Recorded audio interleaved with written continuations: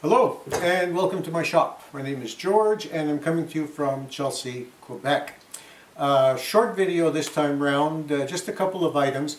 In the second half I'll talk about how I've resolved my dust collector struggles getting it to turn on and off with the Google Home Mini.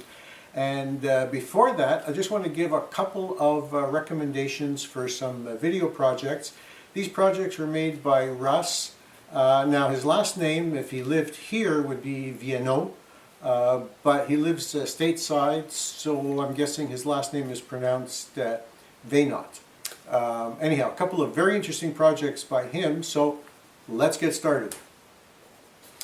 Russ, you've made a couple of projects that have really piqued my my attention. One is a push stick, and I'll just leave it to you to go see that for yourselves. The other one is a panel saw, and it would fit, if it were my video, it would fit that theme of good, fast, cheap. It's good, it works well, not that difficult to construct.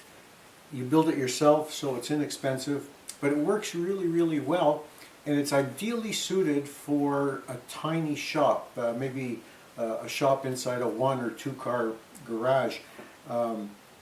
You'll put it up, use it, and then take it down so you can still use your garage as a garage. But it's a very clever design, and like I said, ideally suited for somebody who does not have, let's say, a 10 by 6 floor area that you can just lay down some sheet goods and take a circular saw to them. Anyhow, worth watching, and I'll put the URLs in the shop notes, and of course you can always stop the video and jot this down on the fly. So yeah, let's get going. Okay, so first off about the dust collector. I thought the problem was that the dust collector made too much noise, and of course it does. That does make it hard to turn the thing off, but I also had trouble turning it on, and I wondered whether I needed to change the name.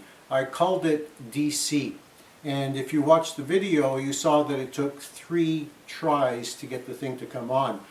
Maybe you counted 4, but when I said, come on, turn on the stupid dust collector, that doesn't count. That's not what I called it. I called it DC. So only 3 tries, but they were all failures. Or 2 out of the 3 were failures.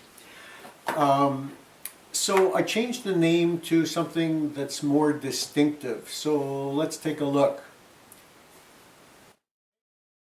Turn on the sucker.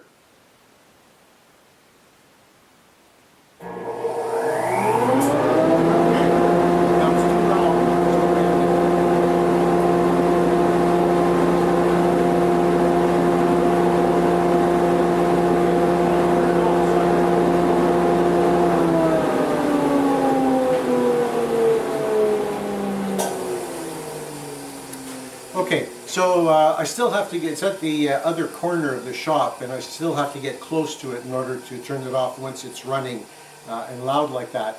I should mention in passing that you don't actually need the Google Home Mini.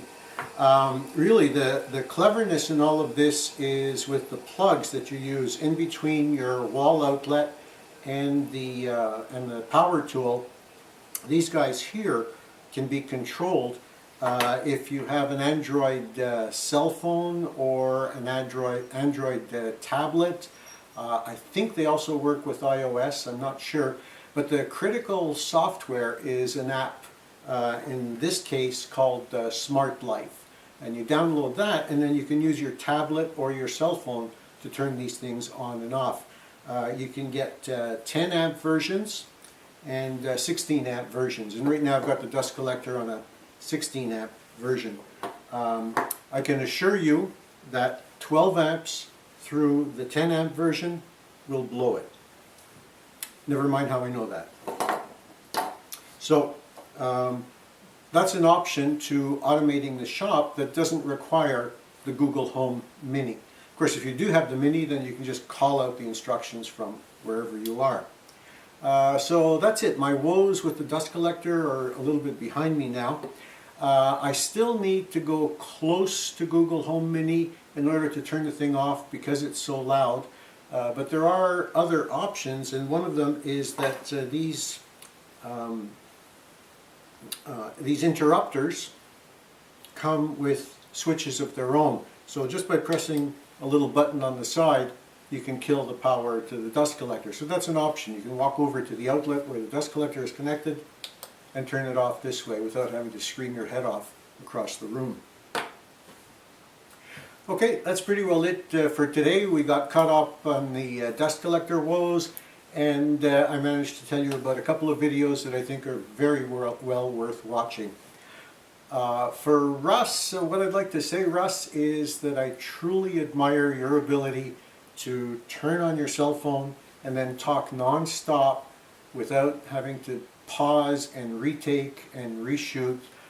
You've got an amazing gift in being able to communicate, and I truly enjoy watching and listening to your videos. So that's it for me for today. To everyone who's watching, if you have a passion, share it if you can.